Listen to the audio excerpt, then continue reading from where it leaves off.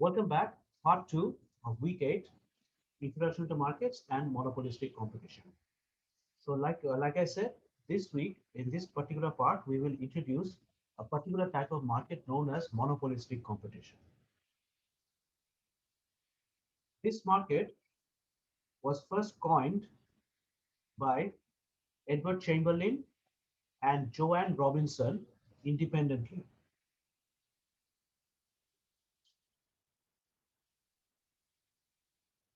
Independently in 1933, and both of them identified it as monopolistic competition in two journal articles. As the name suggests, this market has elements of monopoly on one side. It also has elements of pure competition on another. Therefore, the name also suggests that the market is segmented into two parts. On one part, you have elements of monopoly. On another part, you have elements of pure competition. Thus, the naming monopolistic competition. Okay. It's very much it's like perfect competition, but the distinction lies in the existence of differentiated products.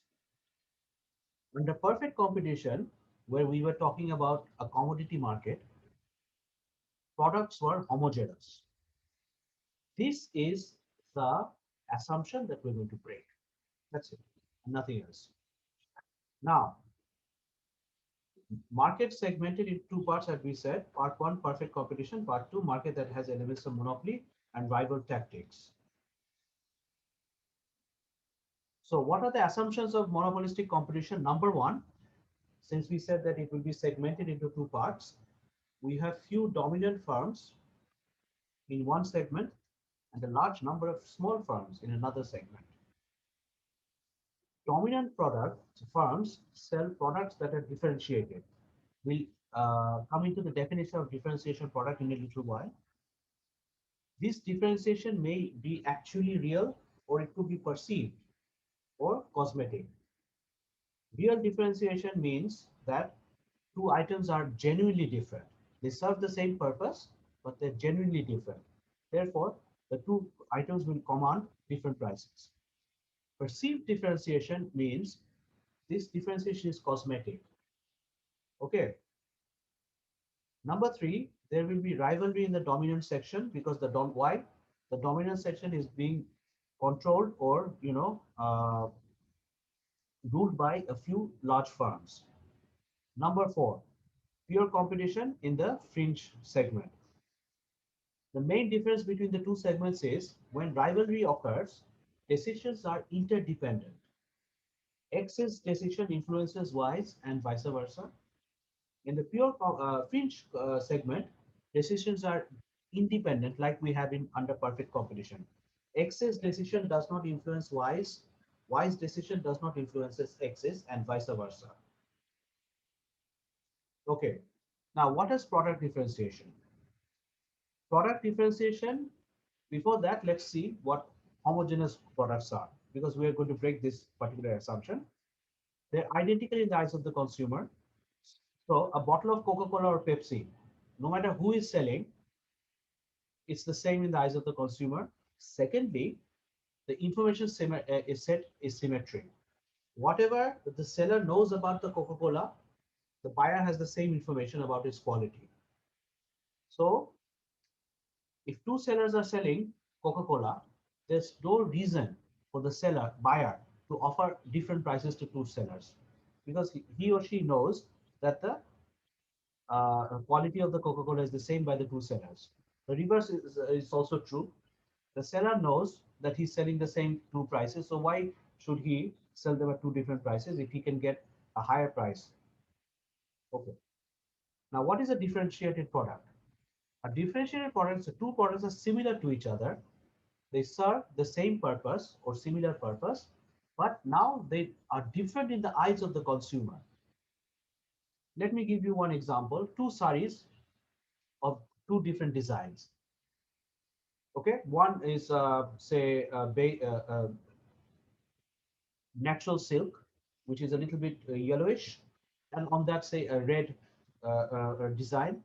Another one which is also natural silk, but that's on another not red, say maroon or say purple or blue or violet or whatever. Huh? So if I'm buying the sari, the two saris are different in my eyes, but I know that there's no real differentiation between the two. But since they look different, I may be willing to pay two different prices. A higher price for one, for which I may have a color preference, a lower price for the other one, which for which I don't have a color preference. Okay, now perceived and real differentiation.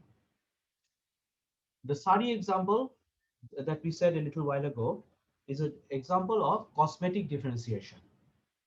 Cosmetic differentiation means the two products are not actually that different. It's just that they just look different. That's it. For example, we want to buy pink soap, blue soap, white soap. Ingredient is the same. The maker is the same, the producer. But what's happening? What the thing is, I may have a preference for pink. Another person may have a preference for white. Another person may have a preference for blue. So how different are the products?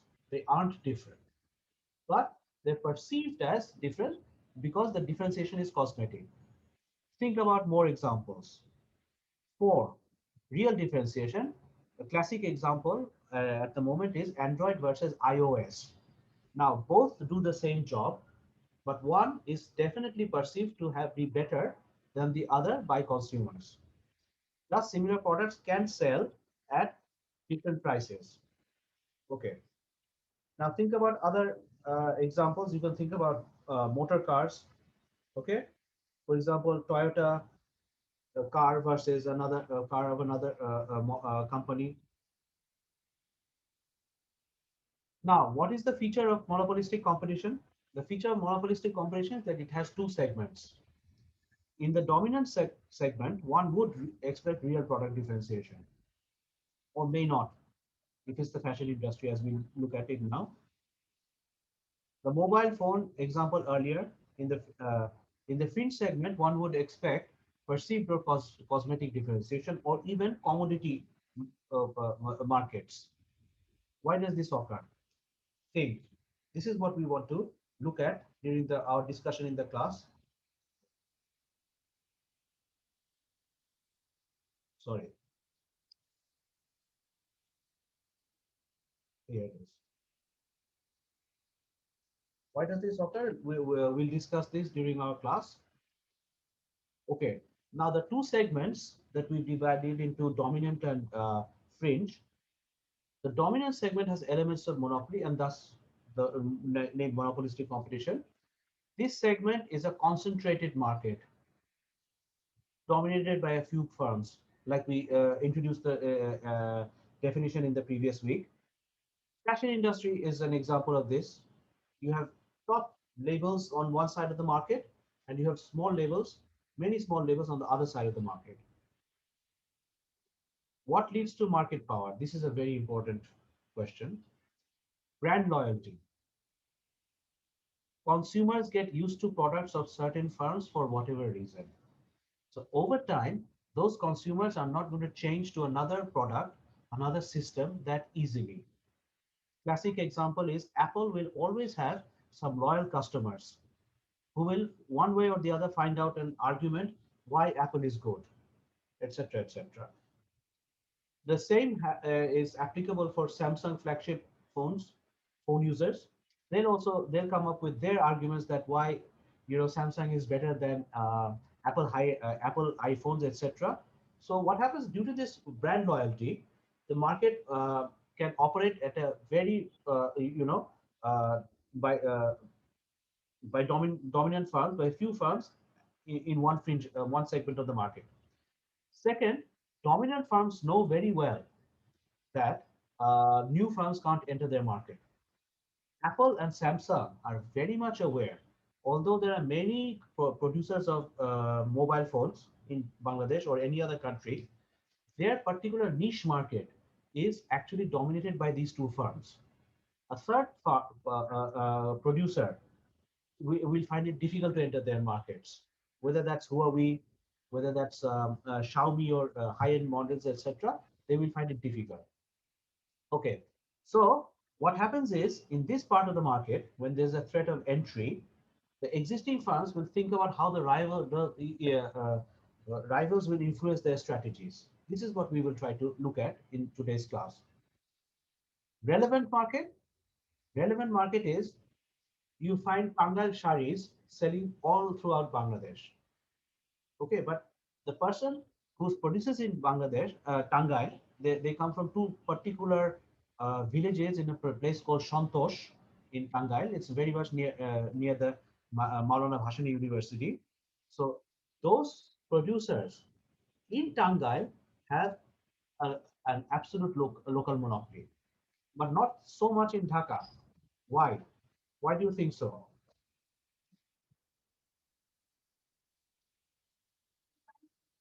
Now, what about market power in the fringe segment? Again, brand loyalty can be quoted. Consumers develop brand loyalty for different reasons than the dominant section in this particular. For example, the neighborhood grocery. Why? At the same time, you also have to think that loyalty is two-sided from the seller and the buyer. Threat of entry is also applicable in the fringe, but in a different degree. For example, there's geographical exclusion. There's also broad brand loyalty, okay, and any other. Now, these are two, these are three examples of monopolistic competition. We have the fashion industry, okay. We have the fashion industry, shirts or saris. We have dominant firms in one end, fringe firms in the other. We have in the fish market also, we have dominant firms in superstores. At the same time, in Karan Bazaar, we have fringe and also dominant firms. Computer, dominant fringe firms across Dhaka, and also dominant fringe firms in a particular establishment, say IDB Bhavan or Multiplan. Now think about more. This is what we are going to try to address in this course. So what are the main characteristics of monopolistic competition? There are dominant fringe firms across a geographical location, dominant fringe firms within a geographical location, and how can customers be separated or attracted? Now, what we are going to do, we are going to think about what strategies can we develop for dominant firms in this segment of the market, what strategies can we develop for fringe firms, with a particular example in the context of your residence country. And the last slide, we will talk about it during the class. Okay, so we've come to the end of part 2 of week 8, where we revisited some basic concepts of markets that we introduced in the previous week. And we introduced monopolistic competition, competitive markets. Okay, so see you all during the lecture at 6:45, hopefully, and stay well.